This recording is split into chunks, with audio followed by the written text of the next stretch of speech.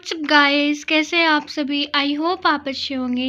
Guys, अगर आपने अभी तक नहीं प्रिपेयर किया है कि आप सेंट्रल आइडिया में क्या पढ़ें या आपको बहुत लॉन्ग सेंट्रल आइडिया दिया हुआ है आपकी बुक में, आप उसे कैसे लर्न करें और उसमें से इम्पॉर्टेंट कौन कौन से है, तो बच्चों आज मैं आपको बताऊंगी कि कौन कौन से मोस्ट इम्पॉर्टेंट है। अगर आप इन्हें लर्न कर लेंगे तो 100% आई गारंटेड आपका आना ही आना है।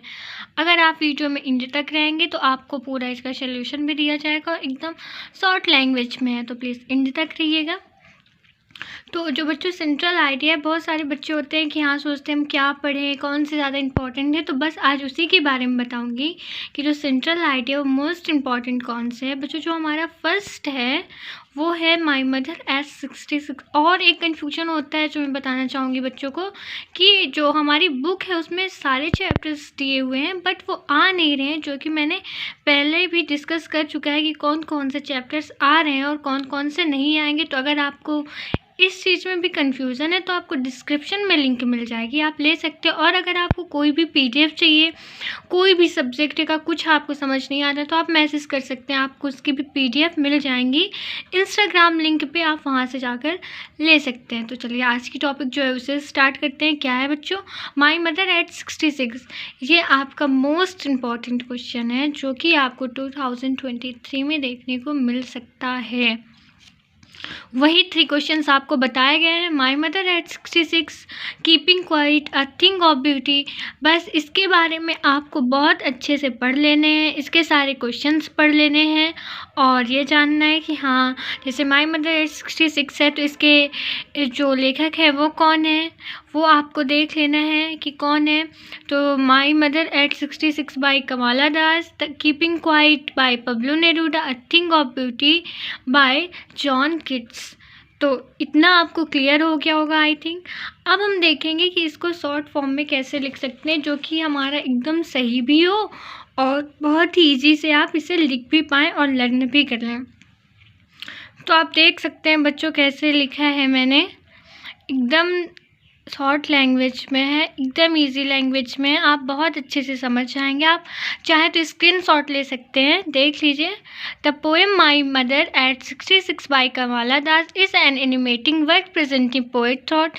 It deal with feelings for fear and emotion and daughter experience with their mother. Any children attached to mothers. Similarly, generally, children are afraid of losing their mothers. Its thematic corner, the poem bring out the inner corner thought of the daughter for her mother. बस इतना ही है। कितना easy है, मैंने भी कितना easily से पढ़ लिया। इसे आप लिख सकते हैं, इसे आप समझिए, आप अपने से भी बनाकर लिख सकते हैं। बस आपको क्या करना है, ट्राई करना है कि आप पैसिव वॉइस का यूज़ करें ज़्यादा, और जो हमारे सेंटेंस होते हैं उसे लिखते टाइम हम कीवर्ड्स के यूज़ करें। किसका बच्चों, कीवर्ड्स का। ये आपका हो गया माई मदर S66। कितना इजी है ना बच्चों। अब हम दूसरा देखेंगे। दूसरा क्या है हमारा, कीपिंग क्वाइट। क्या है बच्चों, कीपिंग क्वाइट। तो ये भी आप देख सकते हैं कितना शॉर्ट में और कितना ज़्यादा ईजी है।